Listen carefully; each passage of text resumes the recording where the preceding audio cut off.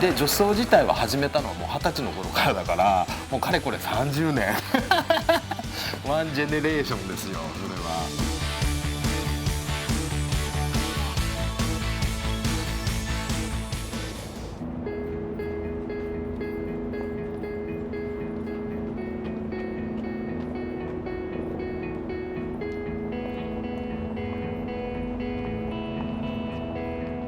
子供の頃に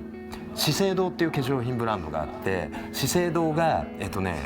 花椿っていう雑誌を出していたの。その花椿に山口小夜子ってモデルがいて、その写真を見た時にもうこの世のものとは思われない何かすごいものを見たような気がして、でどうやらそれはメイキャップによってこ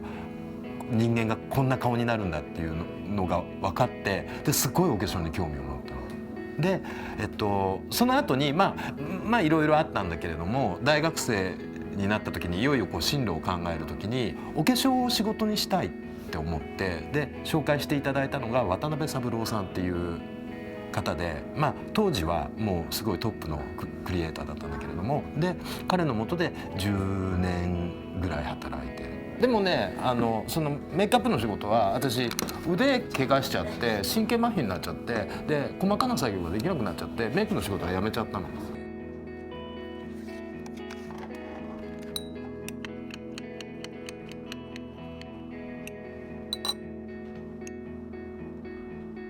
僕は、アロマテラピーというものの、オイルとかを輸入して、製品化して販売する製品企画とか、もろもろのことをちっちゃい会社なんで一人で全部やっている感じですね。昔はね、きっと魔女と呼ばれるような人たちが薬草とかハーブを使ってお医者さんの代わりをしていた時代があった。それはいわゆるその後の魔女狩りの時代に、みんな処刑されちゃったりするんだけれども、つまり異性愛中心主義という大きな全体主義のような思想が世界を席巻していくときに、ないものとして地下に潜らされてしまったものはこう同性愛の魔女と同じであるんじゃないか。なのでこう今やってるアロマのこう仕事というのはどっかでやっぱり僕のこう根っこにあるこう芸の部分だったりと割と通じているものだから、こうやって仕事としてこうやれている感じがありますね。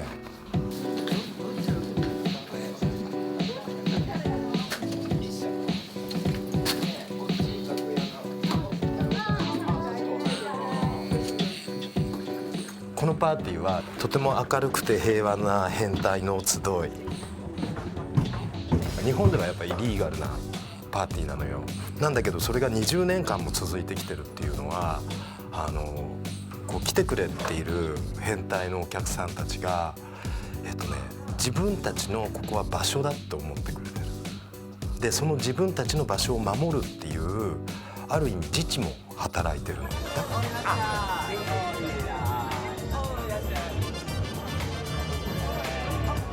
ドラッグクイーンがここはホステスをしているのね。でドラッグクイーンはまず、新しいお客さんが来るじゃない。思い思いのコスチュームを着て、例えば露出の高いものとか着てると、のんけの男ってああいう女は平気で触ってもいいんだと思い込んじゃう。で平気で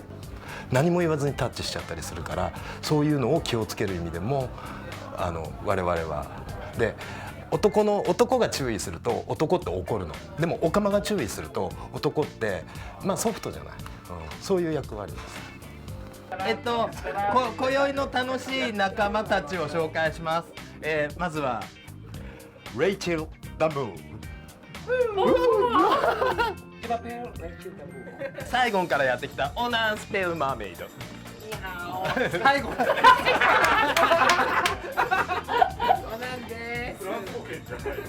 そしてオリーブ、はいはい、エルダイアナエクストラバガンザ、はい、テントクです。よろしくお願いします。そしてララミです。そもそもほら女装みたいなものはずっとあったけど、ドラッグクイーンっていう形でこう認知されるようになったのってやっぱり90年代の終わりから、すごく広く知られるようになったのはプリシラっていう映画が日本で公開されたのが94年とか5年とかそこら辺なんだよ。でそこら辺ぐらいの間に日本でドラァグクイーンっていう文化が、紹介された。こ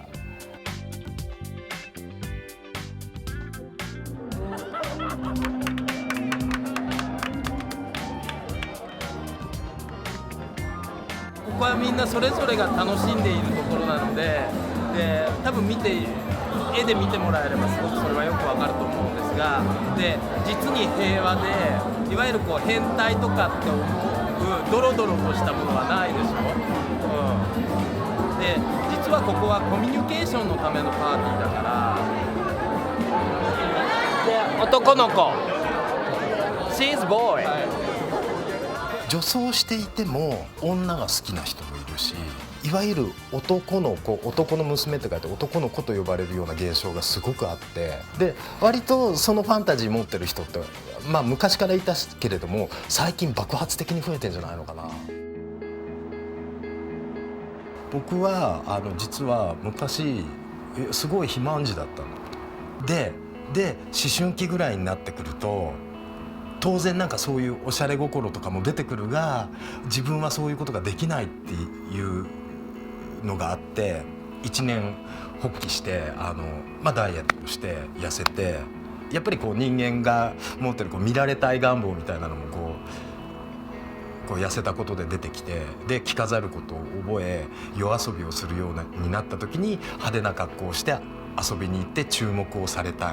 でそれが高じて今の状況になっていて、もともとが女っぽい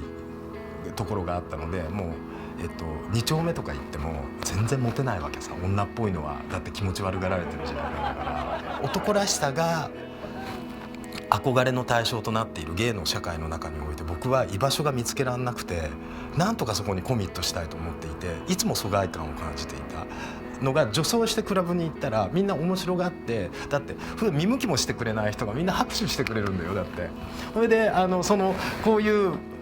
色気で売っている人たちと同じステージとかに立てちゃったりするわけじゃん。やっぱちょっと楽しかった。だから信念としてモテないホモほどいいクイーンになるっ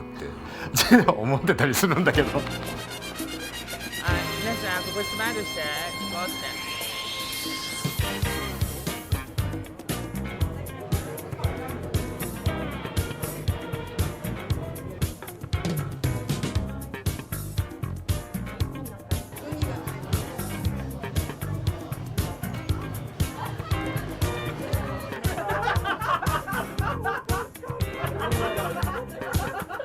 私はここでドラッグクイーンとして仕事をしてるけど、ここに来るのはいろんなセクシャルなファンタジーとか、もうセクシャルなことだけじゃないいろんなファンタジーを持った人たちが集まるパーティーです。でファンタジーってどうしても一人の世界に閉じちゃうじゃない。でもここはみんなオープンして、そこでつながっていく。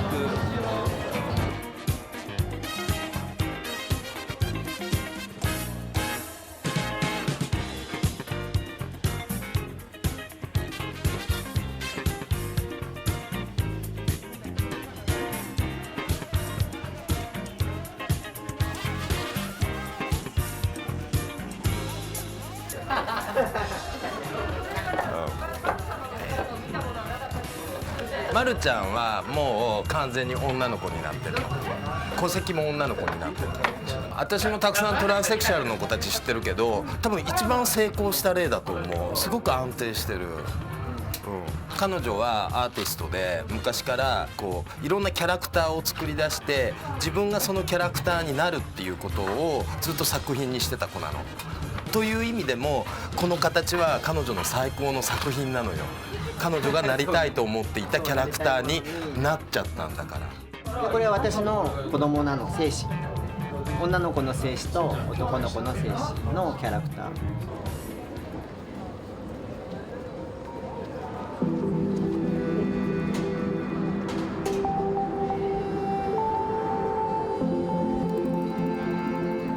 カムアウトしたのが、20歳の時、僕が30歳ぐらいになった時にちょうど兄貴がもう結婚して、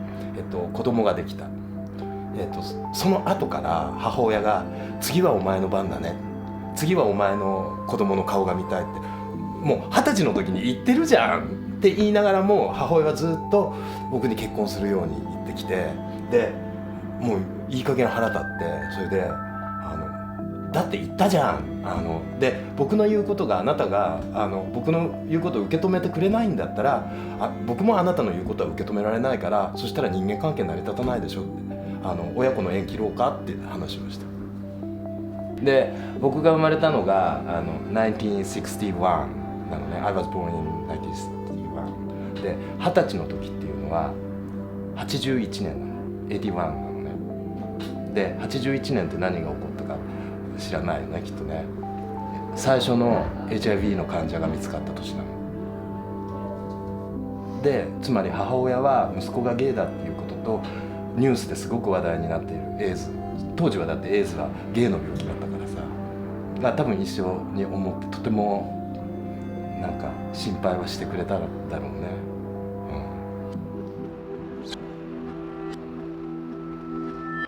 ちょっと前にすごく事件が起こったの。発展場にでクルージングして相手を探しているゲイをめがけて、若い多分高校生とかそのぐらいの男の子たちが面白がってホモ狩りっていうのをやったことがある。それで、死んだ人がいるの、殺されちゃったの。でもその事件に対してゲイコミュニティも意見が2つに分かれたの。それはとても悪い犯罪で、その加害者を非難する声と、あとゲイの中でもその公園なんかで発展してるようなやつは仕方ない、そういう目に遭わされてもっていう意見が2つに分かれた。それがとても面白いね。初めは普通の格好で来てた男の子がこうずっと何年か通っていくうちに、ある日突然コスプレを始める。でしばらくするとコスプレを取って脱ぎ出す。である時ここのニューハーフの女王様の足を舐めている。だからもう20年もやってるから、彼の中で自分のファンタジーをここまでならやっていいだろう、ここまででやっていいだろうって解放していく、そういうのに立ち会えたりもする。すごい楽しい。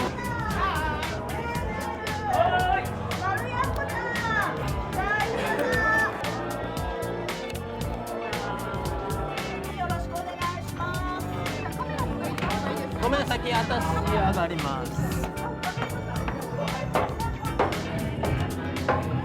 ドラッグクイーン始めた時っていうのはこう全く別のキャラクターとして演じ分けてたかったのよ。で昔は割と無理してたりもしたの、そこら辺で。その自分の中にある憎むべき女性的な部分みたいなものをどうこうコントロールしていくかっていうので、そのドラッグクイーンの時にその自分の中の女っぽい部分を全部そこに負担させてしまってことで、こっちは男の子小倉等が成り立てるのかなって思ってた時期があったの。だからなるべくキャラクターを分けてた。なんだけどそれって無理があるんだよ、やっぱり。女装した時にはそれにはふさわしい喋り方はこうであろうということでやっているだけのことなので、別に仲が変わったわけじゃないんだよね。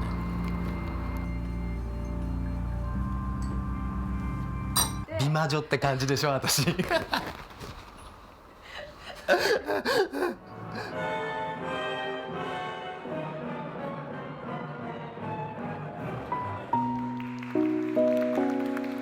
一つの文化が社会を従わせようとしていく時って必ずそうじゃない文化っていうのは地下に潜らされるんだよね。でも脈々とそれって多分ね生き延びていくんだよ、やっぱり。